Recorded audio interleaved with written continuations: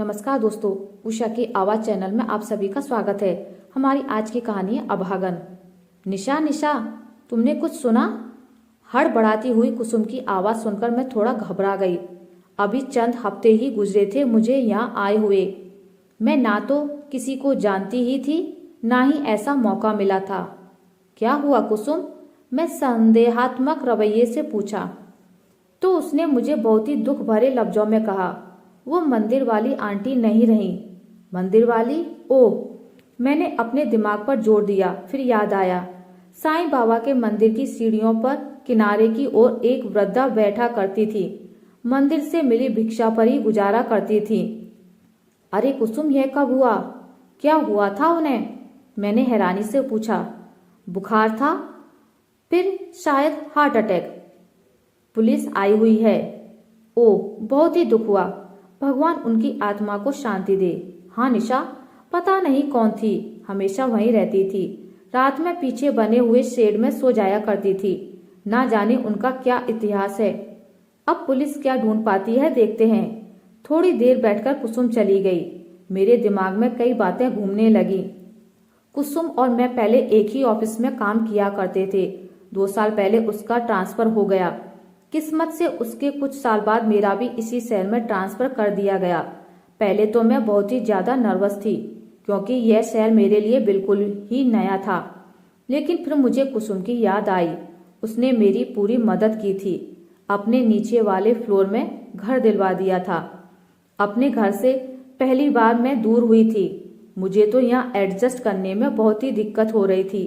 खाली समय में मैं अक्सर वहीं साईं बाबा वाले मंदिर में चली जाती थी। वहां बैठकर मुझे बड़ी शांति मिलती थी। वहीं मंदिर के किनारे एक बुजुर्ग आंटी बैठा करती थी। बिल्कुल ही सफेद बाल, चेहरे पर झुर्रियां। कुछ दिनों के बाद धीरे धीरे हमारी जान पहचान होने लगी थी।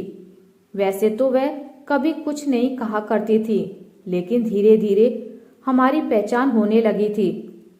तो मैं ऑफिस जाते समय उनके लिए अक्सर टिफिन ले जाया करती थी। उसके बदले वे मुझे ढेर सारा आशीर्वाद दिया करती थी।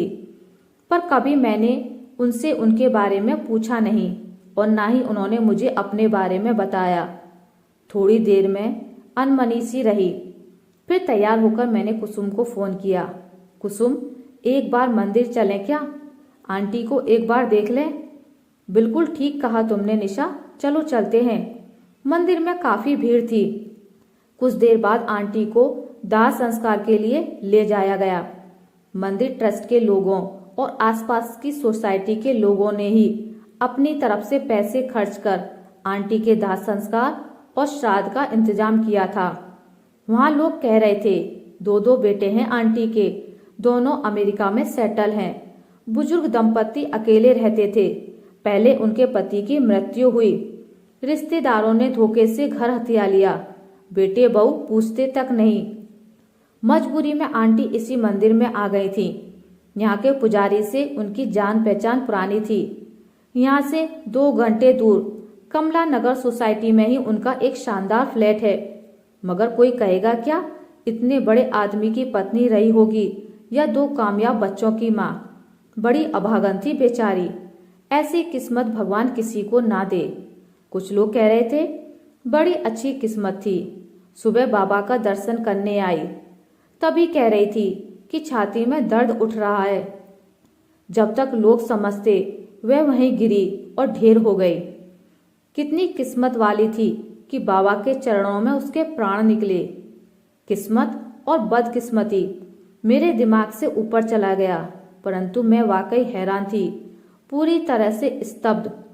क्या ऐसा भी हो सकता है किसी महिला के पास सब कुछ है, मगर उसे अनाथों की तरह रहना पड़े? कम से कम उनके दोनों बच्चे वृद्धाश्रम तक पहुंचा देते। ना जाने क्या मजबूरी रही होगी उनके दोनों बेटों के पास। तभी राम नाम सत्य की आवाज मेरे कानों से टकराई। आंटी को ले जाया जा रहा था। धीरे धीरे यह आवाज और दृश्य धीरे धीरे धूमिल होता चला गया। मैं गुमसुम सी वहां खड़ी रही।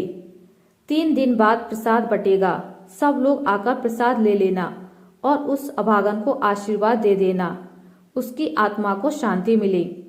पंडित जी वहां खड़ी उसी भीड़ से कह रहे थे, अभागन। मैं मन ही मन बुदबुदाई, फिर कुसुम के साथ अपने घर की तरफ लौट आई। आशा करती हूँ आपको मेरी आज की कहानी अच्छी लगी होगी। अगर आपको मेरी कहानी अच्छी लगी है तो इसे लाइक करें, ज़्यादा से ज़्यादा शेयर करें, और अगर आप मेरे चैनल पर नए हैं तो इसे सब्सक्राइब करना ना भूलें। मिलते एक नई कहानी के साथ, तब तक के लिए नमस्कार।